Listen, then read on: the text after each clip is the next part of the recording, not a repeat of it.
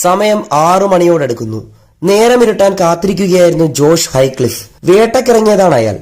ഇരുട്ടായാൽ മാത്രമേ ജീവികൾ പുറത്തിറങ്ങൂ. അമേരിക്കയിലെ മിസിസിപ്പി സ്റ്റേഷനിലെ ടുണീക്ക എന്ന സ്ഥലമാണ്. ആ പ്രദേശം ഹൈക്ലിഫിന്റെ ഉടമസ്ഥതയിൽ തന്നെ ഉള്ളതാണ്. പെട്ടെന്നാണ് കുറച്ചകലെ എന്തോ അനക്കം ഹൈക്ലിഫ് കേട്ടത്. അതാ ഏതാണ്ട് 50 മീറ്ററിനപ്പുറം ഒരു കറുത്ത രൂപം ഉണങ്ങിയ ഒരു സൈപ്രസ് മരത്തിന്റെ ചുവട്ടിൽ കുനിഞ്ഞിരിക്കുകയാണത്. അനക്കം കണ്ടപ്പോൾ ആദ്യം കരുതിയത് പന്നിയാണെന്നാണ്. എന്നാൽ സൂക്ഷിച്ചു നോക്കിയപ്പോൾ കണ്ടു വലിയ ചുമലുകളും നീണ്ട കൈകളും തലയും. മരത്തടി മാന്തി തുറക്കുകയോ മറ്റോ ആണ് ആ ജീവി. ഓടി രക്ഷപ്പെടാനാണ് ഹൈക്ലിഫിന് ആദ്യം തോന്നിയത്. പിന്നെ ഓർത്തു, താൻ കണ്ട കാര്യം ആരോടെങ്കിലും പറഞ്ഞാൽ വിശ്വസിക്കുമോ?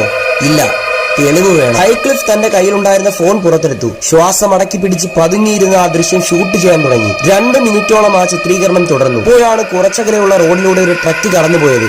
ട്രക്കിന്റെ ശബ്ദം കേട്ട് കറുത്ത ജീവി എഴുന്നേറ്റു. ഹൈക്ലിഫ് വിറച്ചുപോയി.